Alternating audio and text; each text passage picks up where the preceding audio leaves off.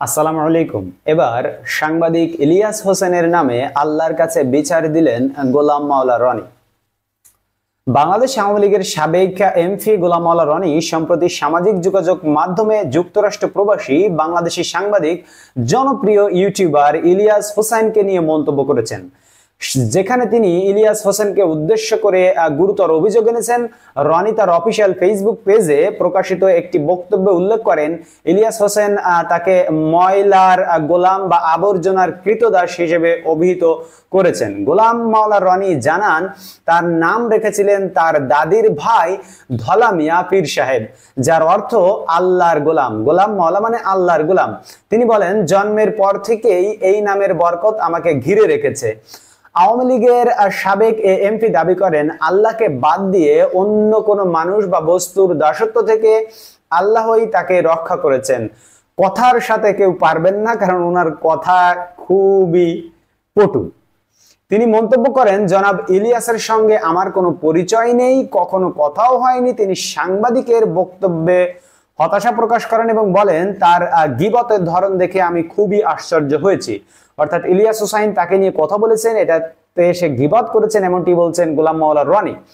বক্তব্যে গোলাম মাওলা রনি আল্লাহর প্রতি তার বিশ্বাস পুনর্ব্যক্ত করেন এবং জানান, আমি সকল বিষয়ে আল্লাহর উপর ভরসা করি। তিনি কোনোদিন প্রকাশ্যে কাউকে অভিশাপ দেননি, তবে গোপনে আল্লাহর নিকট বিচার চেয়েছেন। অর্থাৎ গোলাম মাওলা কখনো প্রকাশ্যে অভিশাপ দেননি, কিন্তু গোপনে আল্লাহর নিকট বিচার চেয়েছেন। কিন্তু রনি বলেন, আজ এই প্রথম আমি আল্লাহকে হাজির নাজির জেনে প্রকাশ্যে বললাম, ইয়া রব, আমার মালিক, তোমার নিকট বিচার চাই। উল্লেখ্য, গোলাম মাওলা রনি বাংলাদেশ আওয়ামী লীগ থেকে বহিষ্কৃত হয়েছেন এবং পরবর্তীতে বিএনপির হয়ে জাতীয় সংসদ নির্বাচনে প্রতিদ্বন্দ্বিতা করেন। আপনারা সকলে জানেন। তা এইখানে ঘটনা ঘটেছে ইলিয়াস হোসেন তাকে নিয়ে এবং তার আসল চরিত্র প্রকাশ করে দিয়েছে ইউটিউবে। তার জন্য গোলাম মাওলা রনি ফেসবুকে একটি স্ট্যাটাস দিয়েছে, যেটি আমি আপনাদেরকে হুবহু বললাম, যে আমি কখনো আল্লাহর কাছে প্রকাশ্যে কারোর বিচার চাইনি এবং আজ আমি প্রথম ইলিয়াস হোসেনকে নিয়ে প্রকাশ্যে বিচার চাইলো। এবং সে বলল যে গোলাম ময়লা বলছে। আসলে ময়লা বললে সমস্যা কি? ময়লার গোলাম, কারণ কাজ তুমি যেমনটা করবা তুমি তো ঠিক ফল ঠিক তেমনটি পাবা, তেমনটি তুমি ডিজার্ভ করবা। এজন্য এবং ইলিয়াস হোসেন কি করেছে, ইন্ডিপেন্ডেন্ট টেলিভিশনের যে রিপোর্ট করেছিল গোলাম মাওলা রনিকে নিয়ে তালাশের, সেই রিপোর্টটি সে দেখিয়েছে এবং তার বিরুদ্ধে যে তার পক্ষে যে তথ্য সে উপস্থাপন করেছে সাংবাদিক হোসেন, সেটি আসলে যুক্তিযুক্ত এবং সেটি খুবই তথ্যবহুল।